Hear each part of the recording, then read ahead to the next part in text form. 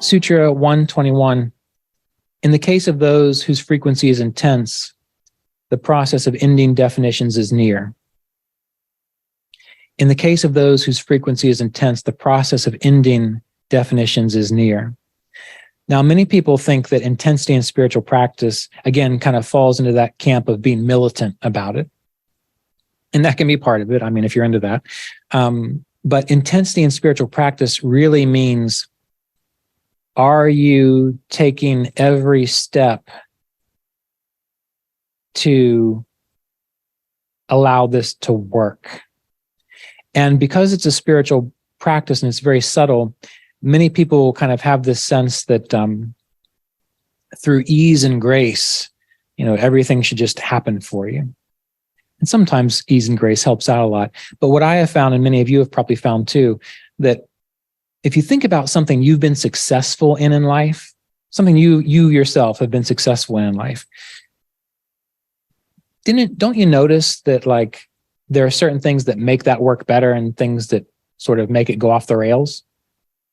When people begin exercising and they start learning, oh, if I want to get fit, I need to not eat this, I need to exercise in this way, and I need to follow this advice. And if they really want to get fit and they meet someone who knows how to do that for them, it's really very simple. They recognize, well, if I do A, B, and C, then I will end up looking like that. If I do A, I might be a little bit like that, but not very much. And you see, that's why, a long time ago, I thought, I should just quit doing all this and become a fitness trainer. Because when you're a fitness trainer, you just tell people, do push-ups. And what do they say? Okay. And they do the push-ups, and then they realize, oh, I'm getting stronger. You tell people, don't eat this kind of food, and then you'll be healthier. And they say, okay. And then they have that experience. But it's really hard in this field because there's so many subtleties and so many personality differences that you try to say, just do this. And automatically people are like, yeah, but what about that? Yeah, but what about this? But this teacher says that. And I'm like, I don't know anything about those teachers, so I can't answer those questions. If you just do it this way, it will work. And so when we think about intensity in spiritual practice, you really need to just kind of get your mind around asking yourself in every moment, will this contribute to my clarity of awareness? In every moment, in every situation you experience, you can ask yourself, will this contribute to my clarity of awareness? And if the answer is yes, what do? You do it, right? If the answer is no, you don't do it. And you'll know what your intensity in spiritual practice is based on how often you say yes to the things that support your inner spiritual growth and how often you say no to the things that get in the way of it. So it's not, you are practicing intensely if you sit there for 8 hours and look like a good yogi trying to, be quiet inside. That's not what we're talking about here. Intensity in spiritual practice is in every moment asking yourself, will this contribute? And there's always an answer to all of those things, right? So when you consider intensity in spiritual practice, keep that in mind. And don't be too hard on yourself, because what many people do is they come to a workshop like this, or they go to a retreat and they hear me say things like, do that, and it'll work. And they start trying to do every single thing I said when they don't really have the strength yet of momentum to succeed. And so what ends up happening is a person will, they'll try to do all of this and they won't do it very well. And then they give up and they quit. So what you want to do is you want to be very self-honest with yourself about what can you actually do right now to be successful, and be okay if you fail in other areas for a while, knowing that you're not going to fail forever. You're going to strengthen this. Once you get this under control, then you're going to look to these other areas of your life and you're going to attend to each one of them one by one. And as you get stronger in each of these areas, then intensity in spiritual practice is not stressful. It's just naturally what you do, right? So don't fall into the trap of self-sabotage of trying to do too much all at once. Do a little bit at a time. All right, 2 more things, then our break. So Sutra 125 and 127. In Ishvara, the seed of omniscience is unsurpassed, and the expression of Ishvara is Om. Now, when Yogananda and many others have translated this idea of Ishvara, they translate it as God. This word Ishvara is much older than the term God. And it's not an easy word to translate. I'll give you how I feel it or understand it. You can use the word God if you like, if that works for you. Some people translate it as like the Lord of the universe. But if we think about the Lord of the universe, what can that really indicate? What can that mean? Well, if you're a Lord of something and you're the Lord of the universe, in a sense, you are in control of what's going on, right? So there are people here in this room. We have folks on Zoom, and we have a body that right now our heart is beating in a healthy way. The cells of our body, countless cells, are doing stuff that we have no conscious awareness of. We're able to sit upright. You can take a pen and you can write a word. I mean, these are all things that humans just realized how to train a robot to do. But we've been doing this for a long time. If you're skilled, you can do a flip. You can play guitar. You can drive down the road. You can think about things. You can have experiences. So there is something, some kind of intelligence, some kind of Lord of the universe, which has made all of this possible, right? And currently it is a little bit beyond our capacity to grasp. But there is this thing called Ishvara. So when I think and feel this idea of Ishvara, it's the sense of the wholeness of life, which makes it possible for us to have this amazing experience. Because you might not think so just sitting here, but compared to a rock, this is a pretty amazing experience. And so there is this presence, this field that we can think of Ishvara. And in the sutras, it says, Ishvara, the seed of omniscience, is unsurpassed. Omniscience is all-knowing. Of course, it has to be all-knowing in order to make all of this possible. And then it goes on to say, the expression of Ishvara is Om. So some people can go sit out in nature or other places, and they can just free their awareness and have this sense of connection to the wholeness of life. It's indescribable. You can't really write a book about it, but you can feel this kind of expansiveness. Some people can just do that, and that's great if you can do that. Your meditation will naturally start to give you that ability. But if you can't do that, Patanjali points out how you can very quickly learn to do that. And that is through chanting and contemplating Om. Because Om is the vibration of consciousness. It is that experience which makes all of this possible. It is, you can think of it as though if you think about the Big Bang, well, after the Big Bang, there was this vibration that went through consciousness. And that Big Bang vibration is still happening right now. We are the energy of that.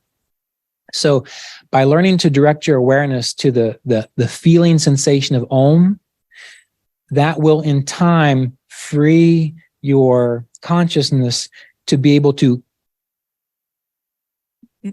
access it or recognize it or realize it more obviously. You're it right now. Like it's not happening. You just aren't aware of it, some people.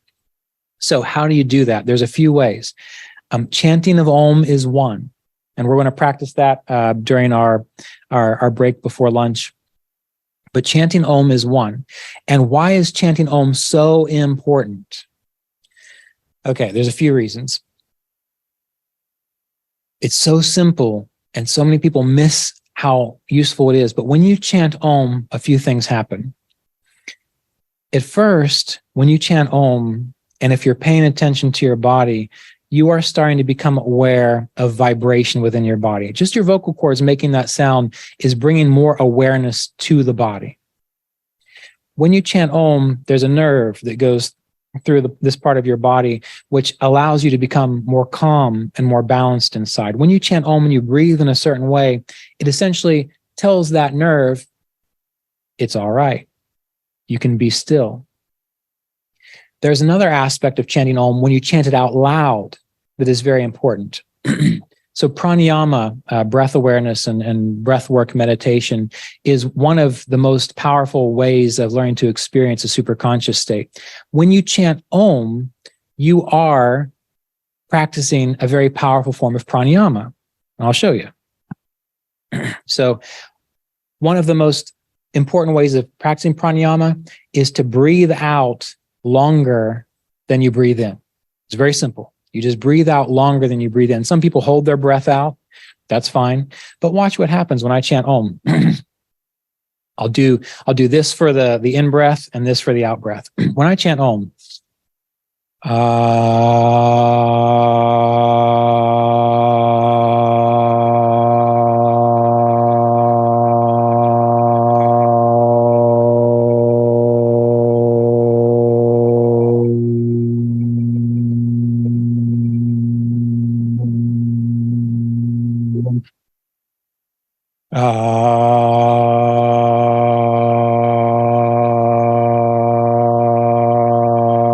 well, you get the idea, right?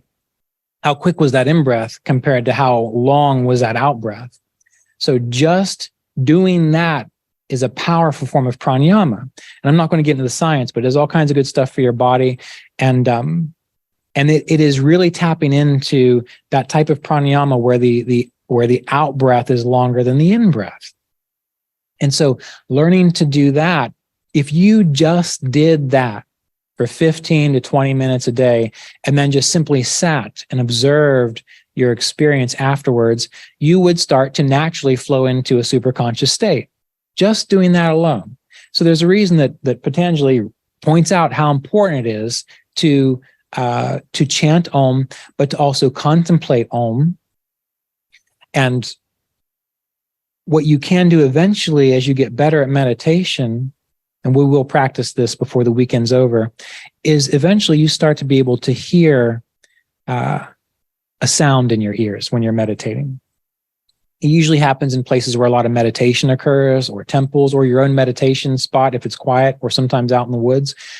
When you get really quiet, you might start to hear like a high-pitched squeal or a tone in your ears. It's like it's as if it's riding underneath of the silence. Have any of you experienced that? Some? Yeah. Well, that is the self-manifesting ability for you to hear Om. So without having to chant Om, your body and your nervous system is humming. And when you can learn to hear that and hold your attention on it, you are beginning to internalize your awareness to hear how your body is resonating with Om. So, people ask, is that tinnitus? It might be, but it doesn't matter. Is that the sound of my nervous system? It's definitely the sound of your nervous system. But that is an access point to being able to go deeply into Om. Because one thing that Lahiri Mahasaya said was, the body is Om. The physical body is a manifestation of Om, which means if you can't hear anything, even if you can't chant Om, the moment you start to just feel the physical body and how the temperature changes, the pressure, everything that you feel about the physical body, if you could sink your awareness into the physical body, stay awake, and hold your mental breath, you are focusing on Om, and it would lead you to deeper and deeper and deeper states of consciousness. And with that sound, just a little bit more about that. When you hear that sound, think about it. In order to stay focused on something that subtle, you can't have your inner dialogue going crazy. You can't be talking about it. You can't be, oh, there it is. The moment you do that, it's gone. So you have to learn to listen And it's like if you've been out in the woods and you've heard something in the distance. What do you do when you hear something out in the woods in the distance? You're quiet. Someone tries, shh. You listen. In those moments, you are still. So what we're doing, this is why I thought this was clever. I did an article called "The Voice in the Wilderness." They talk about in the Bible that there's this voice in the wilderness you need to hear. Well, in my mind, Om is that voice in the wilderness. You have the wilderness of your consciousness, and what you're trying to do is like, what was that? And you're trying to hear it throughout the birds and all the stuff that's going on in your consciousness. And what happens is the moment you catch it, if you can stay with it, you can only stay with it in the present moment. If you can stay with it, and if you stay with it long enough, eventually it gets deeper and it fluctuates. It goes from a high-pitched squeal to like a whoa, whoa, whoa, whoa, whoa, to eventually like and like gets louder. And the first time I really heard this Om vibration by listening in that way, it turned into the roaring of an ocean. But that's all I was aware of, was just this, like when you hear the ocean roar. And I was just sitting there by myself, and it was as if I was fully absorbed in this constant rolling of a wave crashing. And it all started, I did my chanting of Om out loud first. Once I did that for a little while, and the vagus nerve kicked in, and I was calm and still. And I heard that, and I listened to that, and I stayed with it, and it changed, and it changed. And then within about 20 or 30 minutes, it turned into this big, all-encompassing sound. So when you learn how to do that, which it is absolutely possible for all of you to learn how to do this, you are merging in Om, and the expression of Ishvara is Om, which means the moment that you start to be able to sink your attention into Om, you are attuning to this field of Ishvara. And the more you sink your awareness into it, you merge more and more and more into Ishvara. And there's a lot more to say about this. We'll get to it. But do you understand any questions about this? Exactly. Yes. And it takes time. And sometimes it's a struggle. Sometimes you sit down and you can always chant Om, but sometimes you sit down and you're listening to it and it's slippery. It's like a fish. Like it's like trying to catch a fish in water. If you ever try to do that, that's hard. But you have to keep trying. And you might hear it, and then the narrative comes in, or you drift off. But the practice is not beating yourself up about how quickly you can catch the fish. It's about, are you constantly returning to it? So you are succeeding every time you return to it. And so you want to not think to yourself, oh, I've just done this Kriya immersion and I still can't hear Om. It took me 4 years before I had the experience that I was just telling you about. I could hear the sound and it would come and it would go. And in certain places I would hear it more, but it was after about 4 years or so when that happened. And after that happened, it became repeatable. So it's like, once you do it, you pretty much know how to do it. You're not always going to succeed like everything in life, but you do know the path, and you can be more successful than not once you get the hang of it.